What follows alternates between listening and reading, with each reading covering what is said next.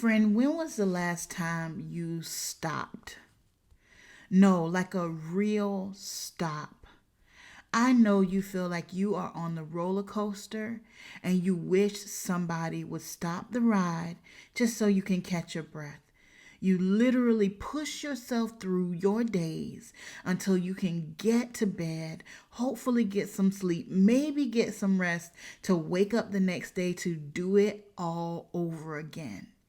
I'm here to tell you that sometimes the most productive thing you can do is stop. But I'm convinced you don't know how to stop.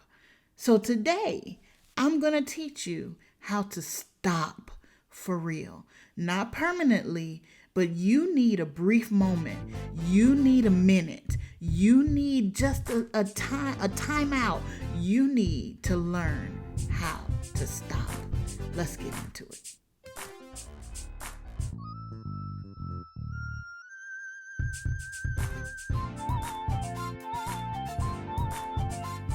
Friend, oh my goodness. I have been on the road for about a month and a half, and I love it.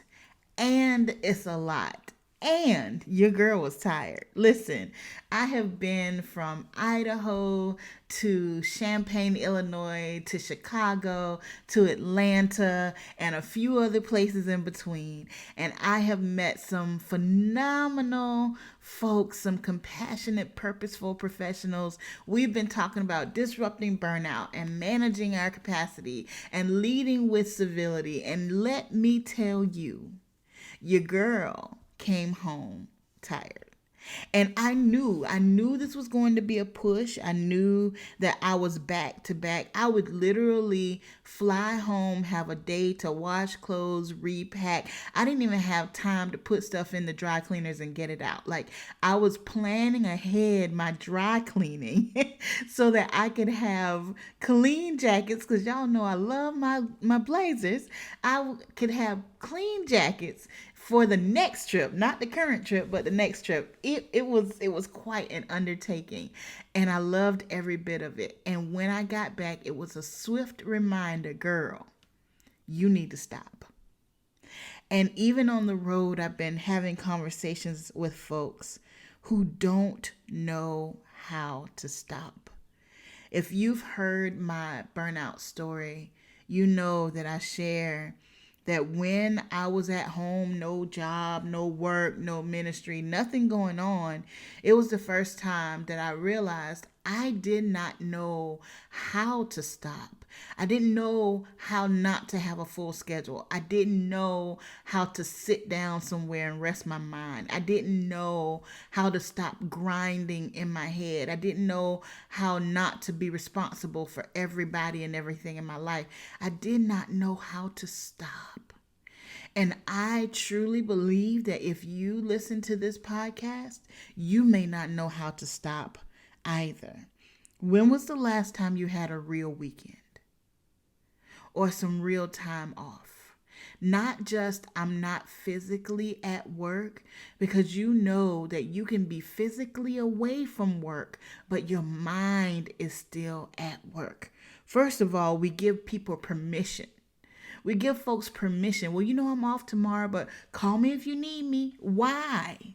They can't figure it out for 24 hours until you get back, or there's nobody else. If there is nobody else in your department, in your area, in your system, in your organization that can stand in for you while you take a day off or a couple days off, that's a bigger problem, friend. If folks cannot figure it out until you get back, that's a bigger problem. An organization should not be resting on the shoulders of one person. I am convinced that if you were not accessible for whatever reason, people would figure it out. I know they would, because when I walked away from my job in 2019, those folks figured it out. And they are still operating, still matriculating students, still doing their thing, still working their mission, and PBJ is not there. If you're convinced that the world will not go on without you, step away. Step away and you will see that folks will figure it out even if you can't be there. So I want to talk to you today about how to stop. Friend, I'm not talking about sitting on your couch but still grinding in your head. I'm not talking about spending your weekend so focused on Monday that you miss Saturday and Sunday. You're not even getting a real rest when you're supposed to be resting because you're already contemplating and being anxious about the days to come. Friend, listen to me. It is time for you to learn how to stop. Hey friend, all right, I had to pause the podcast really quick because I need you to know that we are on our drive to 25. Can you believe it? We are almost at 25,000 downloads on this podcast. I'm talking less than 4,000 downloads and we will be at 25,000. So I need your help. Here's what I need you to do. Make sure you download the podcast every week. Make sure you share it with somebody who needs it. A sister, a friend, a colleague, a mom, whoever, friend. Let's get to 25,000 downloads. I know we can do it and I am so grateful for your help. Ooh, I'm excited. Come on, y'all. Let's do it. So let's start by identifying what a stop is not. Okay, so first of all, a stop is not taking a day off to do a field trip with your child or to serve it at their school or to serve anywhere, whether you have a child or not, or whether you are partnered or not. A stop is not for you to take a day off to do something for somebody else. Now, I'm not saying you shouldn't take that time. I'm not saying you shouldn't love your people in that way. But what I am saying is that doesn't count as your stop because all you've done is redirected that energy. You have not ceased from pouring out energy. That is our definition of a stop: to cease from pouring out or even leaking energy. Listen to me. Sometimes you're not even pouring out energy, you are leaking energy because energy is being stolen from you from one place to the other. So you're not pouring out energy. Okay, so it's not to stop to take care of, to take a parent to the doctor or to take care of a child or to help a friend with the program. That is not your stop. You can do that. You can spend your PTO days doing that, but I need you to understand that that is not going to fill your cup. That is not going to refuel your soul. A stop is also not a day to clean your house. Now listen, I love a good clean house. Okay. And I do understand that some of us recover by getting our house together. So I'm down. I hear you, but that's still pouring out energy. That is not a stop. Can you do it? Yeah. I'm not telling you not to do anything. I just need you to understand what it is. Don't be blinded. Don't be hoodwinked to think that you stopped because you did not. And when you get back to work, you might feel better that you're coming home to a clean house, but you're not going to be refreshed and refueled because, my friend, you did not stop. You were still pouring out energy. A stop is also not catching up all the phone calls of the people that you owe a phone call to. Now, there is a possibility that you can talk to a friend and that friend can pour into you and you can pour into them, and that can be refreshing, and especially if there's some reciprocity there. That is possible. But what I'm saying is sometimes when we have a day off, it's like, oh, I need to call this one, and I need to call that one, and I need to check on this one, and I need to check on that one. And before you know it, you have poured out energy all day long. Friend, you should have went to work. You could have went to work because you've been listening to people's troubles. You have been loving on them. You have been pouring love on them. You have been connecting with them, engaging with them. And by the end of the day, you are exhausted. So your stop is not spending your day on the phone or going from house to house checking on people or whatever your friends may need. It's not to say that you are not going to share with your friends, but it is to say that that is not your stop. And you need to recognize what a real stop is. Also, not spending your day binging on podcasts and videos and books. Listen to me, information gatherers. I got that term from Doreen Rainey, and I was offended the first time she said it. I was like, wait a minute, friend, you in my backyard and I did not invite you in. But it is so true. Doreen Rainey talks about how one of our vices can be filling ourselves with new information. What is this coach saying? What is this person saying? What does this celebrity say? What is Oprah saying? And we're filling ourselves with all of these new ideas, but we're doing nothing with it. And we feel accomplished this just by the learning, but nothing has changed. And sometimes we call ourselves taking a day to just fill ourselves up. And I'm going to listen to this and listen to that and catch up on my things. But friend, that is still energy. You're still pouring out energy, but you're getting nowhere. It's like a hamster on the wheel. Sometimes the exhaustion comes because your mind is tired.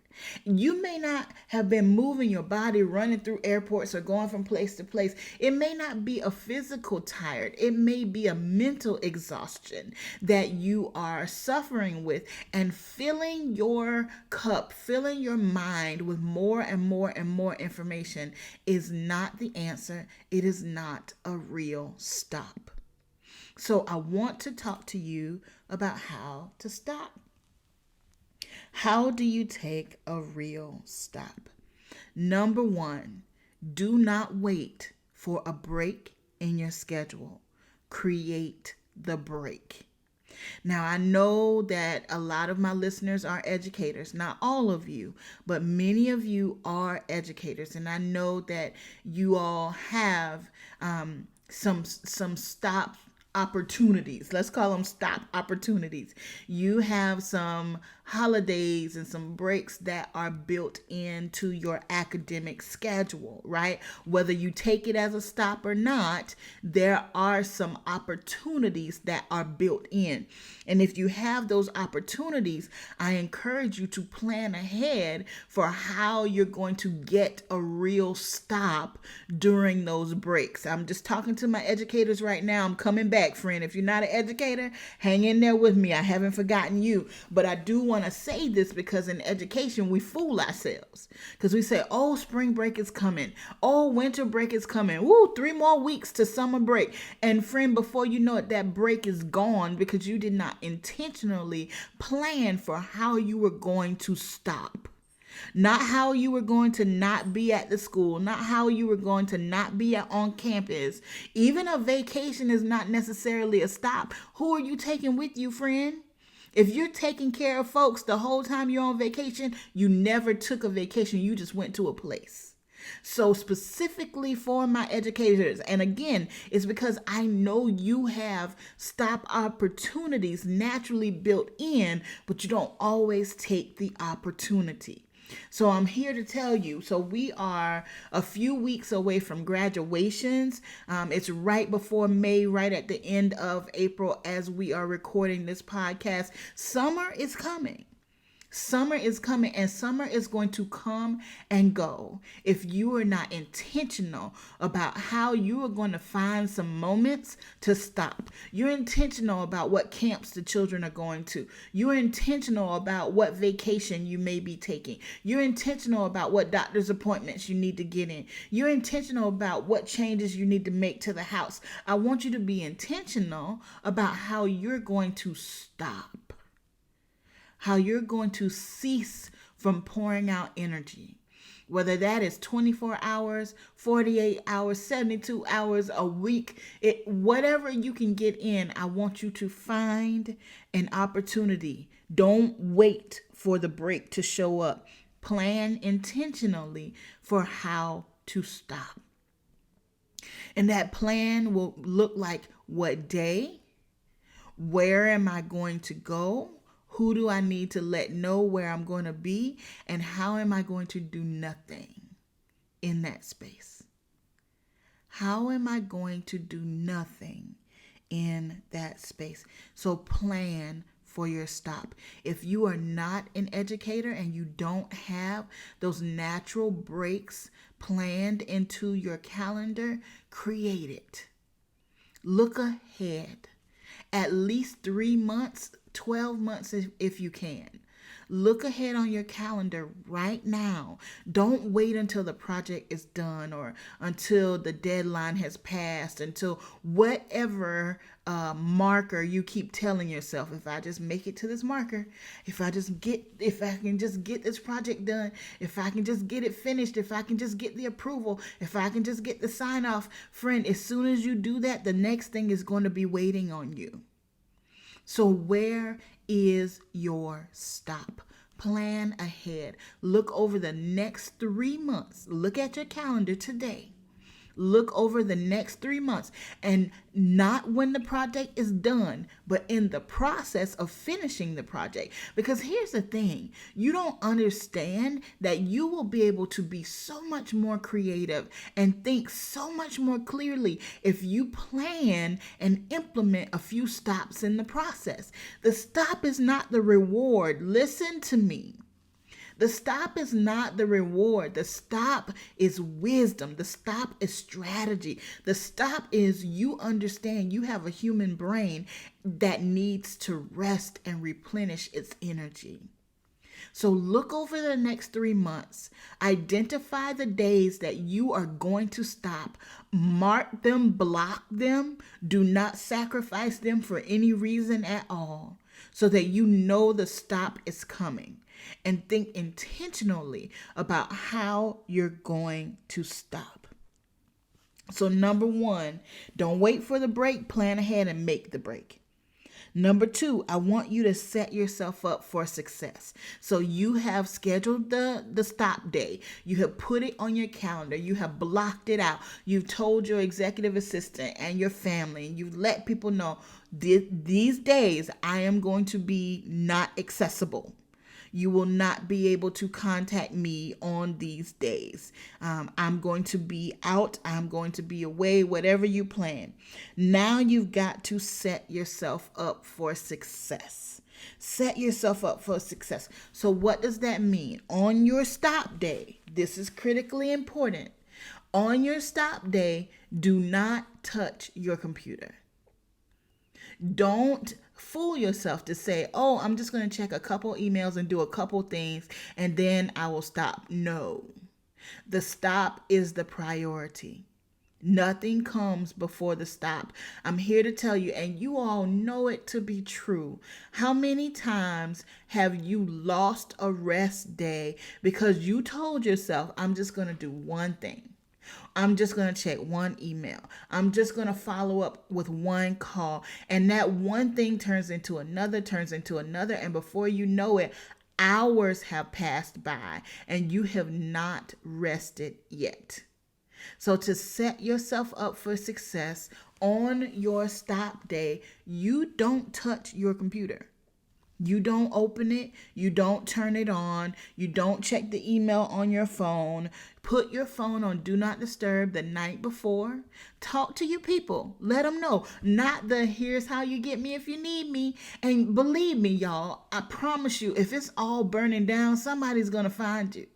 Somebody's going to tell you. We always talk to ourselves in worst case scenario. Well, what if something terrible happens and nobody calls me and I don't know? Friend, your people know. They know what's critically important. They know if it's all coming down, they know how to get in touch with you.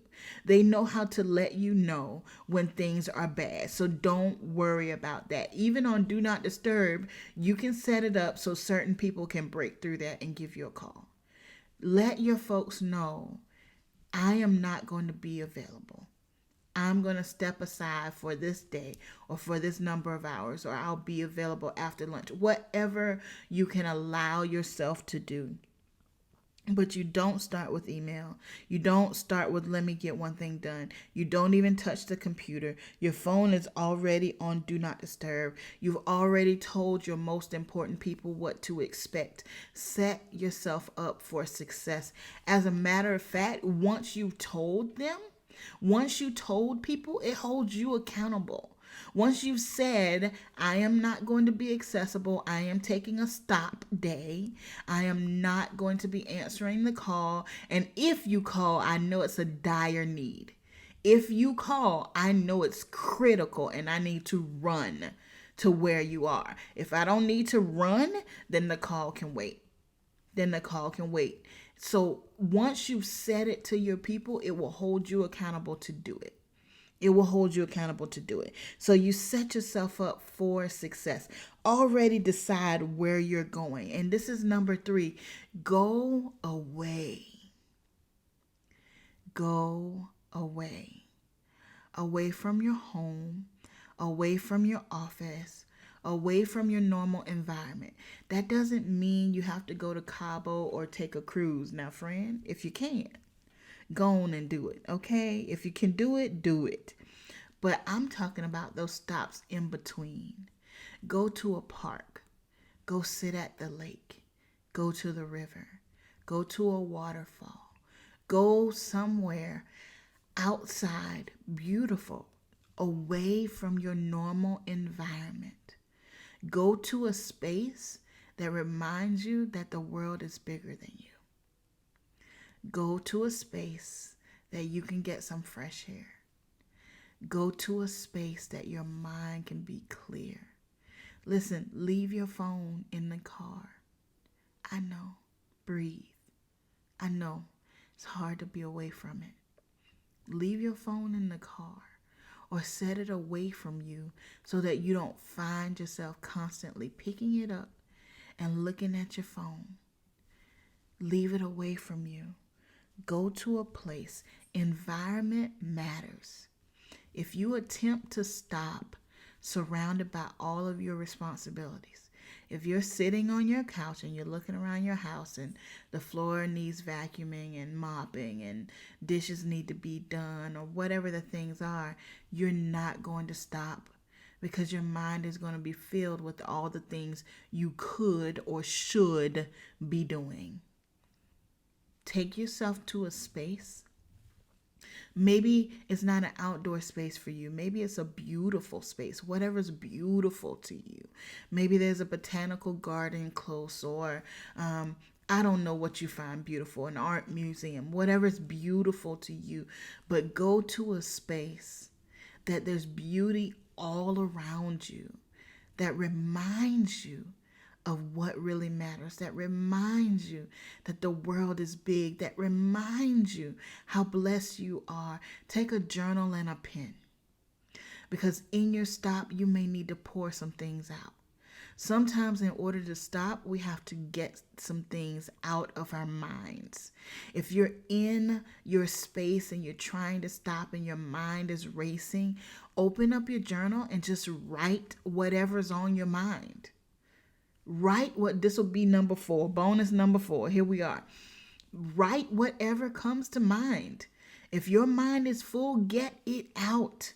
Just get it out. You may not have an answer. You may not have a solution, but you need to stop carrying it in your head.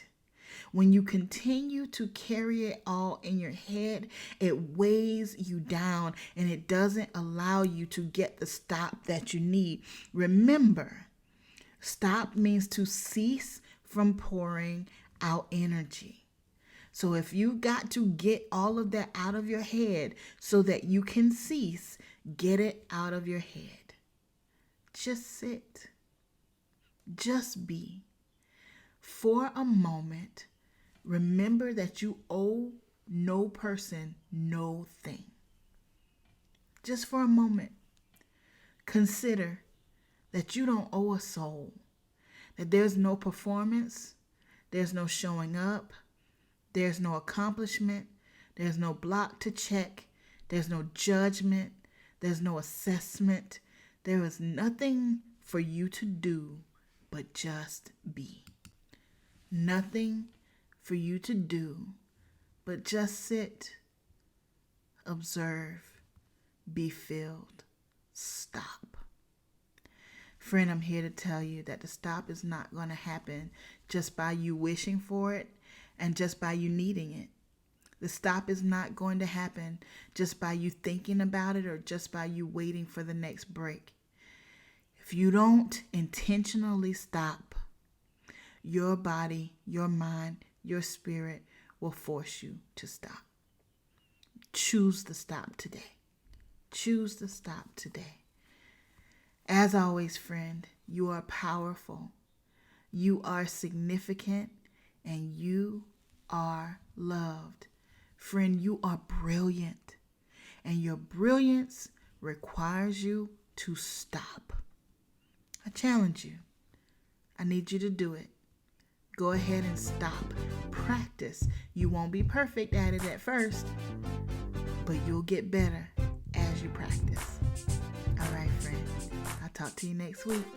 Love always. PBJ.